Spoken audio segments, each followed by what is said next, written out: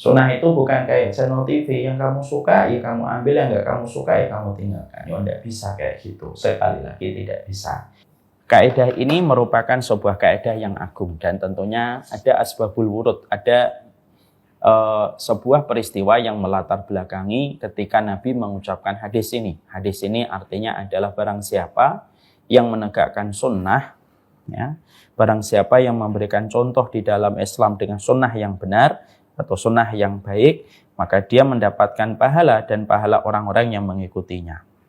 Ini merupakan sebuah hadis yang begitu agung. Tetapi sebelum kita membahas apa yang harus kita pahami dan apa yang harus kita realisasikan pada kehidupan tentang hadis ini, maka hadis ini memiliki asbabun nuzul, memiliki sebab latar belakang kenapa hadis ini diucapkan dan disampaikan oleh baginda Nabi. Yaitu kalau kita melihat dalam beberapa riwayat diterangkan dari Mudhir bin Jarir bahwasanya beliau menyampaikan sebuah riwayat dari bapaknya, bahwasanya bapaknya pada satu waktu berada di samping Rasulullah Shallallahu Alaihi Wasallam. Lalu tiba-tiba Rasulullah itu didatangi oleh satu kelompok orang, artinya tidak satu tapi lumayan banyak, dalam kondisi telanjang kaki, kemudian telanjang dada, dan mereka mengenakan, sebagian ada mengenakan wol bergaris ataupun jubah. Lalu mereka dalam kondisi pedangnya itu terhunus. Lalu mereka, sebagian dari mereka itu berasal dari suku Mudhar. Maka ketika Rasulullah melihat mereka dalam kondisi yang sangat miskin, maka berubahlah wajah Rasulullah Shallallahu Alaihi Wasallam. Fa'amara Bilal fa'adzana wa aqama. Maka Rasulullah Shallallahu Alaihi Wasallam memerintahkan kepada Bilal untuk mengumumkan atau mengumandangkan adzan, lalu kemudian iqamah.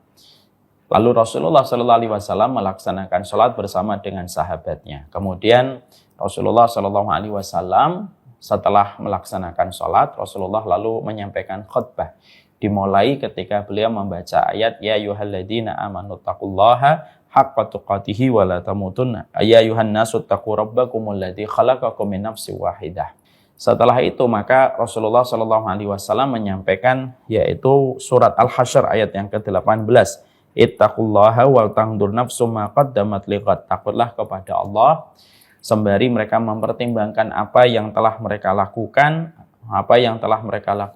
untuk hari esok, dan takutlah kepada Allah. Maka ketika Rasulullah menyampaikan khutbah itu, para sahabat tentunya mereka tahu maksudnya Nabi adalah supaya hadirin dan para jamaah yang hadir, yang sholat bersama Nabi dalam sholat jamaah itu mereka memberikan bantuan. Karena apa yang mereka berikan itu untuk kehidupan hari esok di akhirat ketika mereka bersedekah. Dan takut kepada Allah itu dengan ketika kita bersedekah. Maka akhirnya para jamaah itu berlomba-lomba untuk memberikan sedekah. Ada yang menyumbangkan 1 dinar, ada yang menyumbangkan 1 dirham, ada yang menyumbangkan pakaian, ada yang menyumbangkan 1 sok. Sampai faja'a rajulun minal ansar, sampai ada seseorang dari Ansar yang dia membawa 1 bungkusan yang di dalamnya ada uangnya, dan sampai kedua tangannya merasa kesulitan untuk membawa beban dari bantuan yang akan dia kirimkan. Maka ketika Rasulullah Shallallahu Alaihi Wasallam melihat itu, ketika dia dalam kondisi membawa makanan itu, yang membawa harta yang banyak itu, maka akhirnya orang berbondong-bondong untuk mengikuti apa yang telah dilakukan oleh beliau ketika dia sangat bersemangat untuk membantu kaum yang telah direkomendasikan oleh Nabi Shallallahu Alaihi Wasallam. Karena perbuatan laki-laki Ansar inilah yang menjadikan akhirnya orang itu berbondong-bondong untuk mengikuti apa yang telah dilakukan olehnya. Maka seketika Rasulullah Shallallahu Alaihi Wasallam beliau sangat senang sekali dan beliau berbinar wajahnya, dan beliau lalu mengucapkan sebuah hadis, barang siapa yang menegakkan sunnah, menghidupkan sunnah dengan sunnah yang baik, dengan contoh yang baik, maka sesungguhnya dia mendapatkan pahala atas apa yang dia kerjakan, dan dia mendapatkan pahala atas orang-orang yang mengikutinya. Hadis ini tentunya memberikan kepada kita banyak makna. Tapi sebelum kita membahas perspektif dan makna agung yang ada pada hadis ini yang kita sambungkan dalam kehidupan sehari-hari kita ingin membahas dulu tentang 1-2 poin, yaitu tentang masalah sunnah dan bagaimana menghidupkan sunnah. Karena bagaimanapun pembahasan kita terhadap makna hadis ini tidak akan lepas. bagaimana pembahasan kita terhadap sunnah. Yang pertama, bahwasanya pembahasan penting adalah sunnah itu adalah semua perkara yang datang dari Nabi Shallallahu Alaihi Wasallam, maka itulah yang disebut dengan sunnah. Kullu ma udhifa ilan Nabi min qaulin aw fi'lin aw takririn. Maka sesungguhnya apapun yang bersumber kepada Nabi Shallallahu Alaihi Wasallam, maka itulah yang disebut dengan sunnah, dari perkataan, perbuatan, dan ketetapan yang pernah datang dari baginda Nabi. Itulah yang disebut dengan sunnah. Jadi sunnah itu bukan dalam perspektif fikih. Ada sunnah dalam perspektif fikih, ada sunnah dalam perspektif akidah. Perspektif fikih itu apa yang dilakukan mendapatkan pahala, apa yang tidak dilakukan tidak apa-apa. Biasanya kalangan fuqaha menyebutnya dengan kata mustahab. Ya, kita masyarakat Indonesia Syafi'iyah menyebutnya dengan kata-kata sunnah. Yang dikerjakan ya dapat pahala, yang tidak dikerjakan apabila tidak dilakukan ya tidak apa-apa.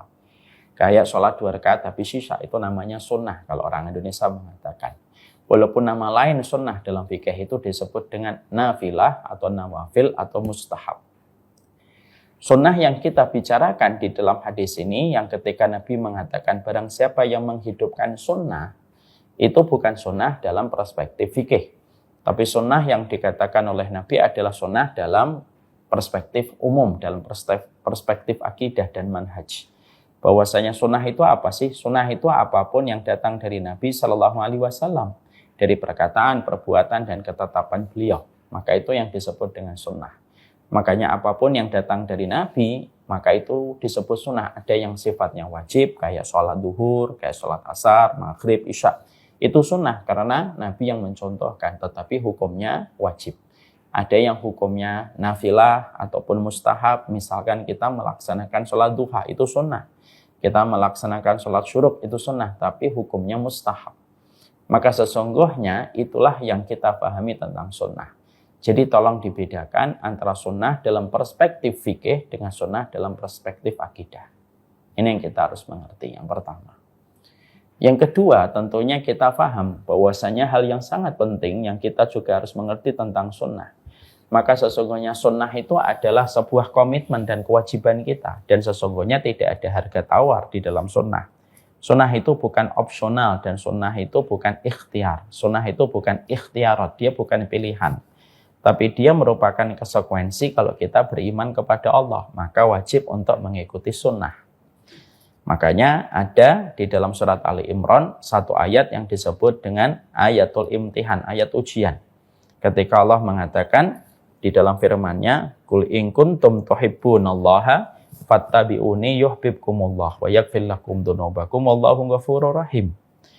Katakanlah kalau kalian itu mencintai aku, Allah, maka kalian harus mengikuti aku, yaitu Muhammad.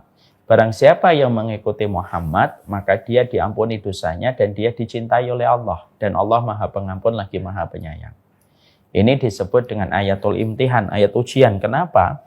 Banyak orang yang mereka mencintai Allah tetapi gagal mengikuti Nabi Muhammad. Imannya tidak diterima. Orang Yahudi, mereka mengimani Allah tapi tidak mau mengimani Rasulullah. Imannya gagal. Orang Nasara, ketika mereka ditanya siapa yang menciptakan manusia, mereka pasti mengatakan Allah. Tapi kenapa iman mereka tidak diterima oleh Allah? Karena mereka tidak mau mengikuti Rasulullah. Disitulah kita harus paham. Kedudukan yang kedua yang penting untuk kita harus pahami adalah sunnah itu merupakan perkara yang sifatnya itu konsekuensinya berat. Dia merupakan syarat sahnya keimanan. Kayak kedudukan puasa, kayak kedudukan wudhu bagi mereka yang sholat. Kayak kedudukan syahadat bagi mereka yang melaksanakan rukun Islam. Maka itu kedudukannya penting sekali dan tidak bisa untuk ditawar, kecuali harus ada. Maka sesungguhnya sunnah itu adalah rukun iman kita kepada Allah.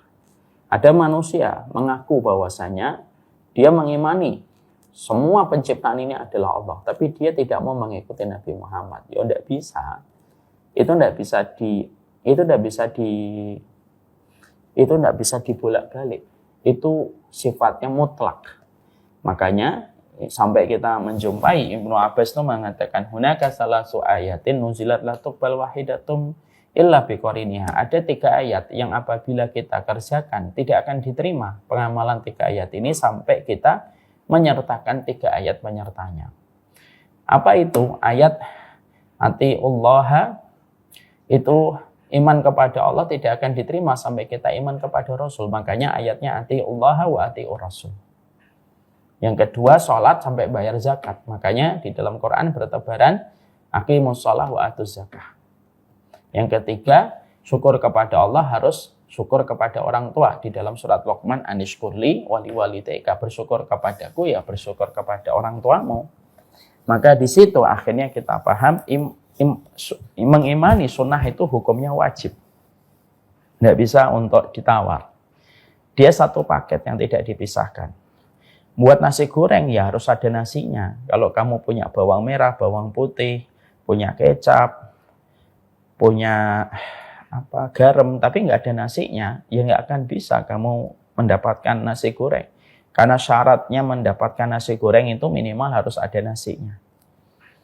Maka itu yang disebut dengan syarat. Iman kepada Allah itu syaratnya adalah mengimani sunnah Rasulullah SAW. Dan kita diwajibkan bahwasanya Nabi bukan hanya menjadi cerita yang kita ulang-ulang, tapi sesungguhnya apapun yang datang dari Nabi, caranya Nabi menyikapi kehidupan, maka sesungguhnya kita dituntut untuk mengikuti sesuai dengan apa yang kita dapatkan contohnya dari Nabi SAW. Inilah merupakan bagian dari konsekuensi bahwasanya sunnah itu bukanlah prasmanan yang kalau kamu suka kamu pilih, kalau kamu nggak suka kamu tinggalkan. Sunnah itu bukan kayak channel TV yang kamu suka ya kamu ambil, yang nggak kamu suka ya kamu tinggalkan. Ya nggak bisa kayak gitu. Sekali lagi tidak bisa. Sunnah itu adalah kewajiban yang tidak akan terpisahkan dalam kehidupan. Yang ketiga yang kita harus mengerti tentang sunnah, karena kita bicara tentang sunnah, maka minimal adalah sunnah itu bukan miliknya kelompok, sunnah itu bukan miliknya golongan. Karena semua orang sekarang mengklaim, saling mengklaim, ini yang sunnah, ini tidak sunnah. Bahkan orang yang mengklaim dirinya paling sunnah pun dikatakan tidak sunnah sama orang yang lebih mengklaim dirinya lebih sunnah. Itulah. Maka sesungguhnya sunnah itu bukan sekedar pengakuan semata, sepihak. Tapi sesungguhnya sunnah itu adalah komitmen seorang manusia ketika dia betul-betul menisbatkan dirinya kepada Nabi, lalu menyerupakan dan mempersihkan hidupnya dengan Nabi sesuai dengan panduan ilmu. Tentunya dia sembari menghormati perbedaan para ulama. Dan sunnah itu bukan golongan tertentu, tapi siapapun yang memiliki komitmen bahwasanya hidupnya sesuai dengan panduan ilmu dari apa yang dikatakan Allah dan Rasul, maka Allah wa qala Rasul, maka itulah sunnah.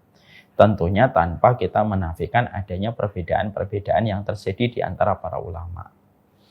Jadi mari kita bijaklah. Udahlah, nggak usah gampang-gampang lah kita mengklaim diri kita paling sunnah, lalu kita memiliki mulut yang jelek dan begitu gampang mengatakan orang lain tidak ada yang ngikuti Nabi. Mulutnya jangan jelek-jelek lah sama orang. Janganlah mulut kita itu sampai mengeluarkan taring untuk merobek kehormatan orang lain. Jangan sampai kita akhirnya membabi buta, lalu membenci setiap orang, membenci umatnya Nabi Muhammad, padahal umatnya Nabi Muhammad adalah umat yang paling dikasihani oleh Nabi Muhammad. Lalu kita mengatakan itu, lalu kita sampai akhirnya mencaci maki kelompok orang lain hanya karena mereka tidak sama dengan kelompok kita. Maka itu merupakan sebuah kesalahan. Tentunya jangan sampai akhirnya ketika kita memiliki komitmen, ketika mengikuti sunnah, lalu mulut kita ini berdarah-darah dengan kehormatan kaum muslimin yang kita tumpahkan. Sekali lagi, mengikuti sunnah itu wajib, memiliki lisan yang mulia, memiliki lisan yang baik itu juga wajib. Jangan sampai kita pintar mengklaim, tapi mulut kita jelek kalau sudah bicara tentang kehormatan orang lain.